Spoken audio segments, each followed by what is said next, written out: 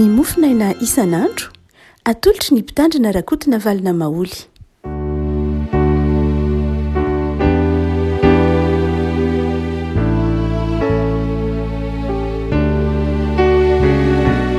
fanarabantsika rehefa kosatra ity alarobia fa 7 ny volana jolay ity ny mofinaina voalahatra antsika dia ny filazan'ny sanamasina araka amin'ny lioka toko fahenina lioka toko fahenina andininy fa 7 ka hatramin'ny fa 9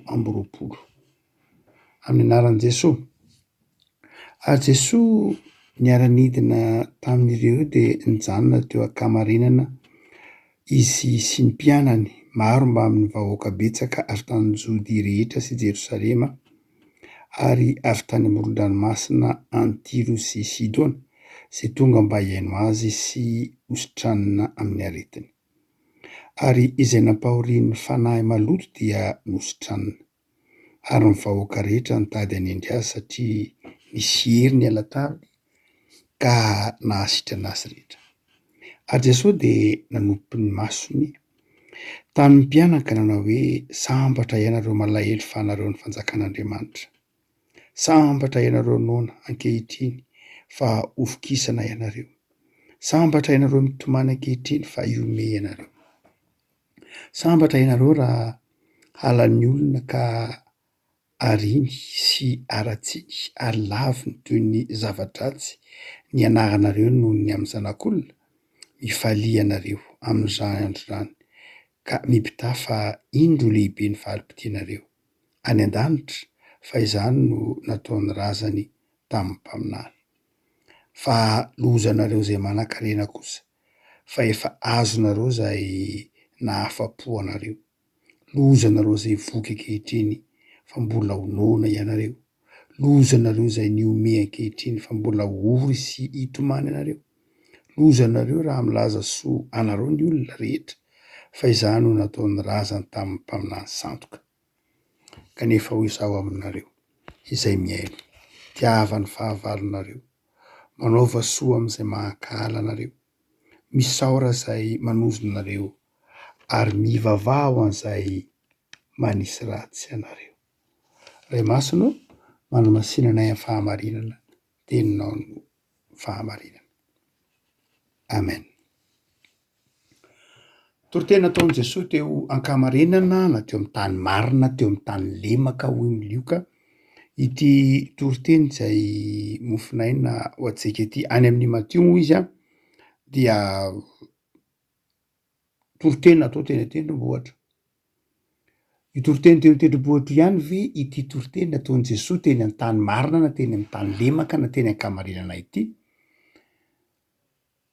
Ny mazava dia mitovitovy ilay votoatiny ilay toriteny. Sambatra ianareo manelam-panahy, sambatra ianareo noana ankehitriny, sambatra ianareo raha halan'ny olona ka ariny sy aratsiny sy ny sisa rehetra. Marika amin'ny Lioka sy Matio moa dia samy hafa. Fantatsika fa i Matio dia nosoratana ho an'ny jiosy, ireo jiosy kristianina izay nanao zava-dehibe ny tendrombohitra mazava ho azy satria ny jiosy kristianina dia resy lahatra. Ny jiosy zany fa ny lalàna dia avy amin'ny Mosesy ary tany an-tendrombohitra Sinay no nanomezana azy. Zany dia ny toritenin'i Jesosy ao amin'ny Matio 5:9-7 dia mampahatsiaro satria etika ny toriteny teo an-tendrombohitra dia mampatsiaro an'izay etika ny Sinay izay koa na ny etika ny tendrombohitra Sinay, ny etika izay lalàna izay nomena teny tendrombohitra Sinay. Zany dia tsy mitovy loatra ny fomba fijery. Amin'ny Lioka ny tendrombohitra satria Lioka indray nosoratana ho an'ny jiosy, ho an'ny tsy jiosy kristiana, ho an'ny jentilisa kristiana izay tsy tiany Lioka hatsiaro tendrombohitra satria ny tendrombohitra Olympe izay fonenina ny sampy dia tany nisy ny sampy. Noho izany dia esaka teo no jitrotra fotsiny tsy hoe inona ny marina na inona ny diso fa zava-dehibe amin'ny jiosy ny tendrombohitra. Fa tamin'ny Lioka kosa dia tsy tiany Lioka hatsiaro ny tendrombohitra izay fonenina ny sampy ny zanak'Israely na maromana kokoa ny kristianina izay niova fo dia niresahany hoe teny ankamarinana io. Lafina ara-jiografia tsotra fotsiny izay tsy dia tena zava-dehibe loatra. Fa ny zava-dehibe dia ny votoatiny. Inona no tiany Jesosy ho takarintsika? Inona no tiany Lioka ho takarintsika amin'ity toritenin'i Jesosy ity? Amin'ny 10 ka hatramin'ny 20. Ny filaza Lioka azy hoe be de be reo olona nizakazaka nanatona an' Jesosy. Be de be reo olona zay lina, be de be reo marary, be de be reo nanana olana. Dia amin'ny andiny fito ambin'ny folo ka hatramin'ny andiny faha sivy ambin'ny folo de nisitranin' Jesosy reo olona reo. Nasitrana azy rehetra Jesosy. Ary nisy hery mihitsy niala tamin' Jesosy raha hoy Lioka mba hahasitrana ireo olona ireo. Dia amin'ny tapany andiny fito amby roapolo andiny valo ambin'ny roapolo nefa de zao misy karazana aretina hafa mihitsy izay tiany Jesosy hositraniny ny olona. Misy karazana aretina hafa mihitsy zay manimba ny olona. Tsy aretin'ny nofo io, tsy aretin'ny vatana io, fa areti-panahy. Ny aretin'ny nofo de nentina teo am' Jesosy de nisitranin' Jesosy. Dia nijery an'ireo olona be deaibe reo Jesosy, reo avy niaino azy, reo avy nositraniny, reo avy nanatitry maso an'lay fahasitranana nahazo reto olona reto Jesosy. De nanompo maso de mbola nahita olona be deaibe marary any izy. Na de nanasitrana ary Jesosy ka nadio miboka, afaka ny demony, afaka reo nampahorin'ny fanahy maloto isan-karazany andiny valo ambin'ny folo. De rehefa nijery ny manodidina azy Jesosy, nijery olona miaino azy, de nahita fa mbola misy aretina, mbola marary reo olona ireo. De nanome fanafody Jesosy. Fanafodin' Jesosy izy manao hoe, hoy Jesosy manao hoe, andiny fito amby roapolo sy ny valo amby roapolo, izy manao hoe tiavan'ny fahavalonareo. Nisy areti-panahy mahazo reto olona reo, sitrana ny vatany, sitrana ny sainy, afaka tamin'ny fanora ny fanahy maloto, fatora ny fanahy maloto hoe saingy zao manana areti-panahy izy. Manana areti-panahy izy ao anatin'ny fony ao. Manana areti-panahy izy amin'ny fifandraisany amin'ny tenany. Manana areti-panahy izy amin'ny fifandraisany amin'ny mpiara-belona aminy. Tsy madio fo izy. Dia zay natonga an' Jesosy miteny manao hoe mampifandraisany amin'ilay fitsaboana, mampifandraisany amin'ilay fanasitranana, toy izy manao hoe tiavan'ny fahavalonareo. Manaova soa am'izay mahakara anareo, misaora zay manozonareo, ary mivavaha ho an'izay manisy ratsy anareo. Fanasitranana. Tiany Jesosy ho sitrana tanteraka mihitsy ireto olona ireto, reto mpiaino azy reto. Tsy hoe manana vatana salama ihany, tsy zay ihany ny zava-dehibe am' Jesosy, hoe manana vatana salama ianao, afaka misakafo tsara, afaka miakanjo tsara, afaka manao zay tianao atao. Tsy zay ihany ny zava-dehibe am' Jesosy, tsy zay raha teo ny fahasambarana. Zay mahatonga an' Jesosy miresaka ny fanalahidy ny fahasambarana. Fa izy manao hoe raha mbola tianao no sambatra, ka tena tianao no salama amin'ny lafiny rehetra de zao, aza manana alahelo aman'olona. Diovy ny fonao, aza manana alahelo aman'olona. Mety tsy misy olona mety hoe tsy sositra, mety misy olona manam-pahavalo. Ahoana moa no tsy maintsy ho tian'ny olona foana? Ahoana moa no tsy maintsy ho faly aminao foana ny olona? Tsisy an'izany. Fantatry Jesosy tsara zany. Fa mety ho anam-pahavalo, mety manana olona tsy tia daholo ny olona rehetra. Misy zany. Ary zay no tiany Jesosy teneniny eto manao hoe fantany tsara mihitsy fa ny olombelona rehetra de mety hanana olona tsy tia azy, mety manana olona mankahala azy. Io tsy hoe mety na tsy mety ny ataonao, mety tsy zay ny olana, fa mety manam-pahavalo foana ianao na mety na tsy mety ny ataonao. Dia zay mahatonga ny tompo eto niteny hoe zao nataoko anao, tiavan'ny fahavalonareo. Mafy zany. Mafy ahoana moa no itiavana ny fahavalo? Fa zay nefa no mitondra fanasitranana, mitondra fanasitranana ho anao, ary mitondra fahasambarana ho anao, mahatonga fifaliana ho anao ny fitiavana ny fahavalo. Misy fomba fiteny andavanandron'ny olona manao hoe vitako ny manaja ny fahavaloko fa tsy vitako ny mitia azy. Fa Jesosy tsy miteny mihitsy manao hoe hajaho fotsiny, fa tena tiavo izy. Ary ny fanalahidiny zany fitiavana ny fahavalo zany de eo amin'ny hazo fijalian'i Kristy. Raha tsy manana an' Jesosy ny olona tsy mahay mitia ny fahavalony. Kanefa raha tsy mitia ny fahavalony ny olona de zao marary foana izy. manjary manana areti-panahy izy ary mety ho tonga areti-tsaina de mety ho tonga aretim-batana. Mazava ho azy fantatry ny akabeazan'ny psykôlogy kristianina rehetra zany fa ny areti-tsaina ny areti-panahy de manjary mahatonga areti-tsaina ary ny areti-tsaina de manjary mahatonga aretin'ny vatana. De tsy mahatonga tsy mitondra fahasambarana mihitsy ny fananana lolo-po ao anaty mitady aretina ho anao ianao raha mitahiry lolo-po raha mitahiry fahatezerana de mitady aretina ho anao mitahiry aretina ao am-po tsy lay olona akalainao le olona akalainao le fahavalo moa de fa fahavalo raha teo ange fa izao tena ho anao miantoka ny fahasambaranao sy ny fifalianao mihitsy ny fitiavanao ny fahavalonao de mezary mety teny hoe tena tsy vitako le satria ratsy mafy ngeny nataony ratsy ngeny nataony tena mpiteny ngeny fiainako tena mpiteny mihitsy ngeny maha-olona mpiteny ngeny be de be mety ho tany sainao natren'Andriamanitra fa Jesosy eto miteny manao hoe kanefa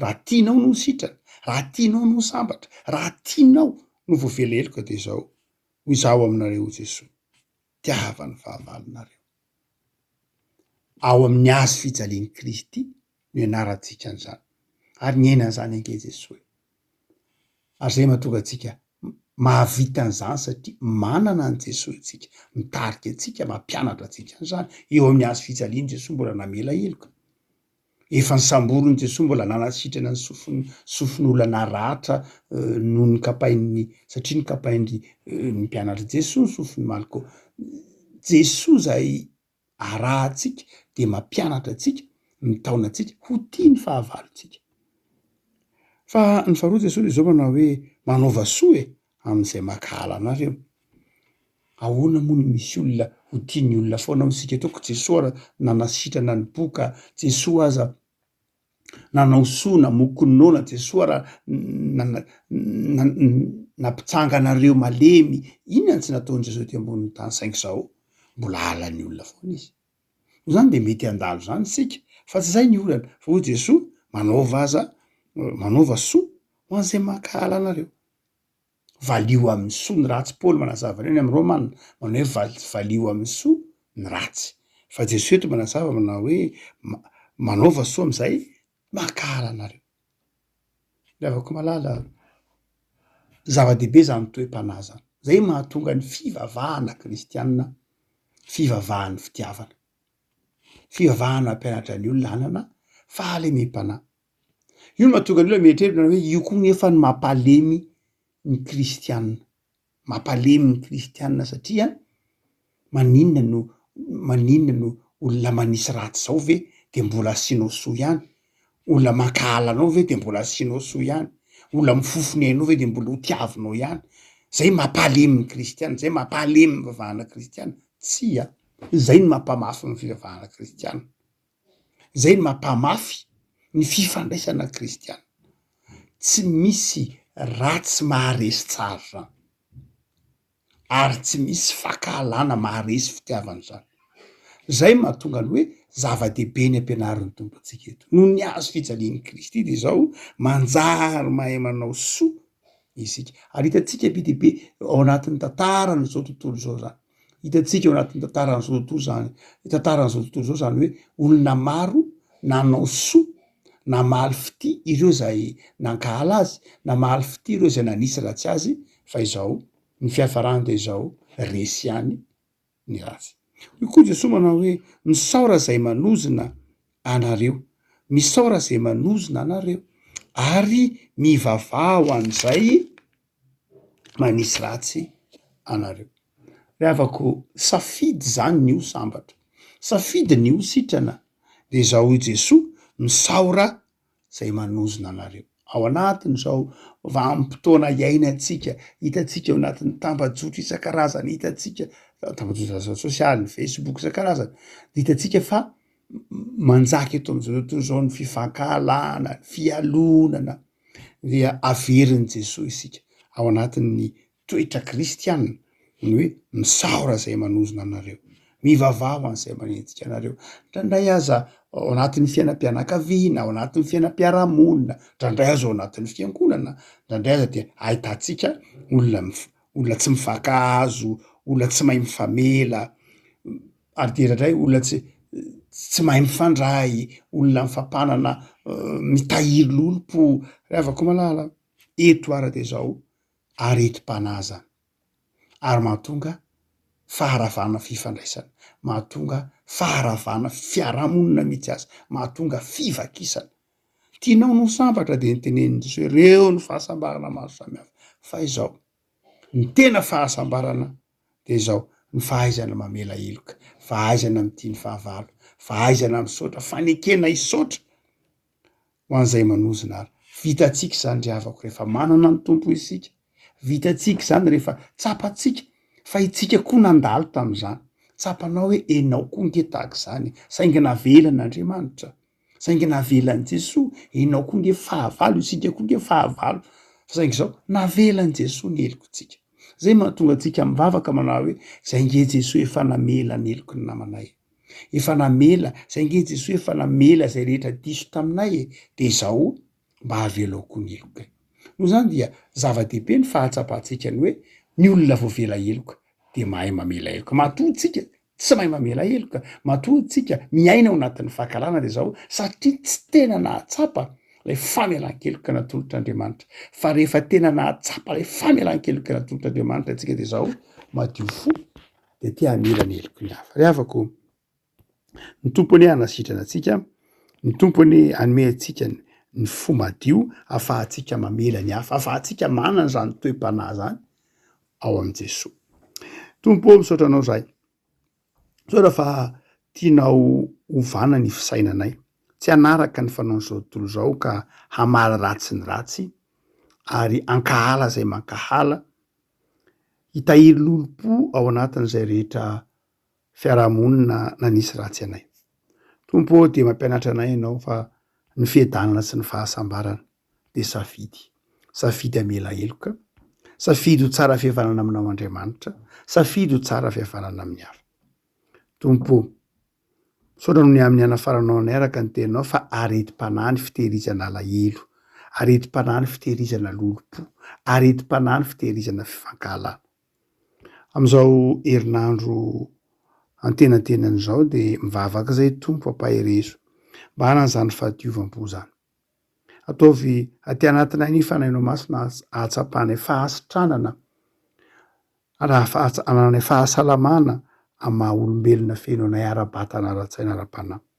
Tsy ny fahasalaman'ny vatana ihany ny tianao anananay fa ny fahasalaman'ny fananay sy ny sainay koa dia ampianary zay Tompo mba hiamela heloka ho tiany fahavalonay ary hiaina zany sitraponao zany. De tahio ny asanay Jesosy, tahio ny tokantranonay, tahio ny tanindrazanay ary aoka anjaka eto amin'izao tontolo zao ny fandriampahalemana, ny fifankatiavana. Misaotra Jesosy. Amen.